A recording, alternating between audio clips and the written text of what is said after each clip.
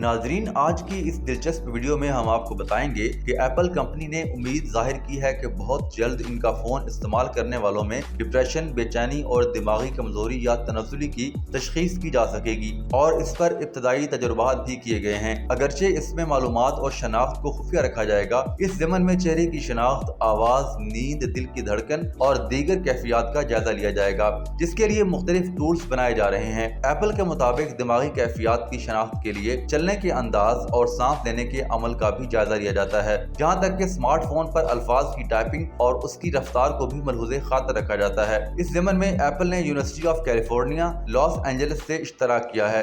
दूसरी जानिब अदविया साज कंपनी बायोजीन दीगर कम शिद्दत की दिमागी अमराज का जायजा भी लेगी। UCLA के प्रोग्राम को सी ब्रीज और बायोजीन के इश्तराक के मंसूबे को पाए का नाम दिया गया है। ताहम ये सारी मालूमात एप्पल के किसी क्लाउड या डाटा सर्वर को नहीं भेजी जाएगी। इसकी बाज़ाब्ता आजमाइश अगले बरस से शुरू होगी, जिसमें UCLA के माहिरीन 3000 अफराद का जायजा लेंगे। अगले 2 बरस में बायोजीन 20,000 अफराद का डाटा लेगी और इनमें से निस्फ यानी 10,000 अफराद ऐसे लिए जाएंगे जो किसी न किसी ज़हनी आर्जे के शिकार होंगे, लेकिन इनमें मर्ज की शिद्दत कम होगी। तो लगभग 23,000 अफराद के डाटा पर एल्गोरिदम और सॉफ्टवेयर बनाए जाएंगे। लेकिन एप्पल ने कहा है कि ये अभी सिर्फ शुरुआत है और इस पर बहुत काम करने की जरूरत है। ताहम एप्पल ने एतराफ़ किया है कि अब वो आईफोन को दिमागी अमराज की शनाख्त के लिए जरूर इस्तेमाल करेंगे। कुछ अरसे कबल एप्पल हेल्थ यूनिट के CEO जेफ विलियम्स ने अपने मुलाजमीन से कहा था कि दुनिया भर में डिप्रेशन और जहनी तनाव की शरह बुलंद हो रही है और इस ज़मन में इनकी कंपनी संजीदा कोशिश करने की कोशिश कर रही है।